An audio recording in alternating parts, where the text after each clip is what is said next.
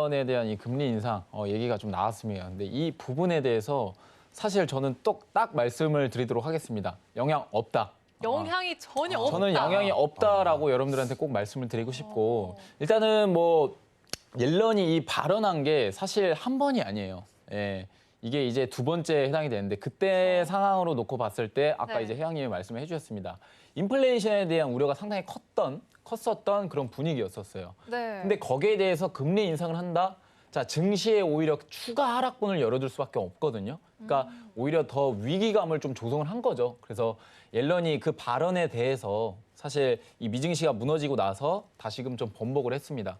이 부분에 대해서 좀 더 크게 생각을, 이 먼 미래에 대해서 생각을 하는 것이지 지금 당장 금리 인상을 한다라는 게 아니다라고 이제 번복을 했는데요.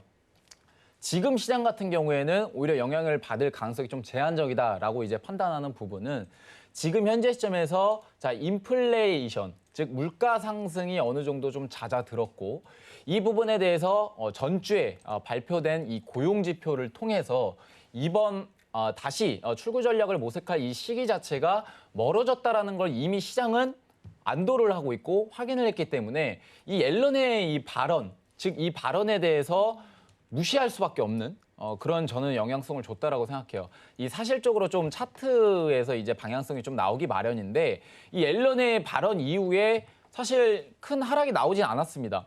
원래 이제 상황상으로 이 시장이 만약에 이 옐런이 금리 인상을 하는 거에 대해서 정말 집중적으로 우리가 리스크로 생각을 하고 있었다라면 시장은 이미 하락분이 좀 나왔다라고 저는 말씀을 드리고 싶은데 지금 추세적 상승을 아직은 지켜주고 있습니다. 원웨이로 올렸었던 이 부분이죠. 이 원웨이로 네. 미국 고용지표 발표 이후에 오히려 예상치를 하회하는 그런 수치를 발표를 함으로써 상승분이 나왔는데 저게 금요일 당시 상황인가요? 그렇죠. 금요일 당시에 원웨이로 상승 추세가 강하게 나왔습니다, 여러분. 네. 근데 이 부분에 대해서 자, 발언 이후에 저점을 이탈은 했지만 다시금 안착 포인트가 나오게 되면서 현재는 박스 추세를 만들어주고 있기 때문에 지금 시점에서 옐런의 발언 여러분들 신경 안 쓰셔도 좋을 것 같습니다. 그러면 오늘은 매수에 대한 전략 트레이딩을 간단하게 좀 말씀을 드리도록 할게요. 네. 자, 일단은 차트 놓고 이제 봤을 때는 13,770포인트가 이미 저항 포인트가 되는 시점이에요. 제가 전주도 한번 말씀을 드렸지만 5월 25일 이후에 이 5월 25일 캔들 이후에 계속 박스 추세를 보여줬어요. 이 박스 추세를 보여줬다는 이유는 시장은 고용 지표를 보고 매수를 할지 뭐 매도를 할지 그때 추세를 판단하겠다라는 게 시장이 같이 이제 그 마인드 분위기가 좀 형성이 됐었던 것 같고 이 부분에 대해서 앞전에 말씀을 드렸죠. 혜왕님이 6월 3일 날에 ADP 민간 고용 부분이 좀 발표가 됩니다. 지표가. 근데 예상치보다 오히려 상회하는 수치를 좀 발표를 했었죠. 민간 부분에서 고용이 좀 더 회복했다라는 거는 어떻게 보면 출구 전략 이런 모색할 시기가 앞으로 좀 앞당겨지는 게 아니냐. 결국엔 돈 푸는 속도를 줄이는 것이 아니느냐라는 거에 대해서 어느 정도 리스크로 생각을 해서 미증시가 좀 하락분이 나왔다라는 건데 그 다음 금요일 지표가 자, 고용 전체 지표였어요. 근데 이 고용 전체 지표에서 오히려 예상치를 하회를 하는 수치를 발표를 했었죠. 66만 7천 명이었는데 55만으로 발표를 했습니다. 이 부분에 대해서 아직은 돈 푸는 속도를 줄일 때는 아니구나. 시장은 그렇게 생각을 하고 오히려 상승분을 크게 보여줬다라는 이유예요. 그래서 이 근거에 대해서 앞으로 미증시가 더 큰 상승을 보여줄 수 있느냐라는 거는 오늘 이 시점, 이 재료는 이미 한번 써졌기 때문에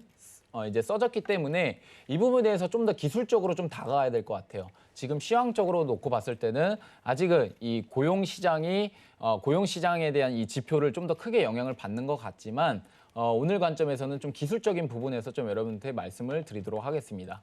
단기적으로 봤을 때 상단이죠. 13,770포인트가 상단으로 돌파가 나와야 하는 부분에서 일봉상에서는 이미 종가 형성을 해줬어요. 종가 형성을 해줬지만 아직은 정고점이 갱신된 포인트는 아니라는 얘기거든요.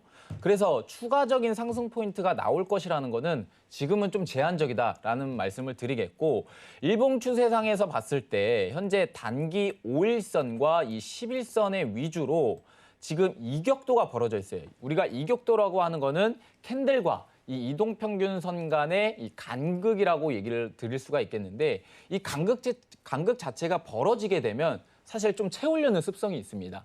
캔들도 그렇고 이동평선도 그렇고 그러면 지금 상황에서 봤을 때는 간극이 좀 많이 벌어져 있는 상태예요.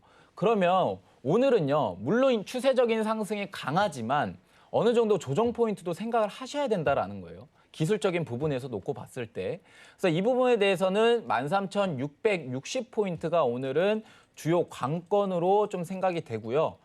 일봉상에서 5일선 부근의 지지가 저는 강력히 될 것이라는 판단입니다. 그래서 오늘 관점은 트레이딩 전략은 눌림 시, 조정 시에 대한 매수 전략을 가져가시면 좋겠고, 단기 전략으로 놓고 봤을 때는 13,730포인트입니다. 이 730포인트가 종가 기준으로 좀 지켜주는지 이 부분에 대해서 역회대로 들어올릴 가능성도 있지만 아직은 하단으로 이탈이 나올 가능성도 있다라는 거거든요. 그래서 이 부분 여러분들이 좀 신경을 써주시면 좋을 것 같아요. 그래서 제가 말씀드렸던 일봉상 13,660포인트, 그다음에 단기적인 이 포인트 13,730포인트가 이탈이 나오는지 아니면 지지를 해주는지 이 여부를 어느 정도 판단하시고 매수에 대한 트레이딩 전략을 가져가시면 좋겠습니다. 이상입니다.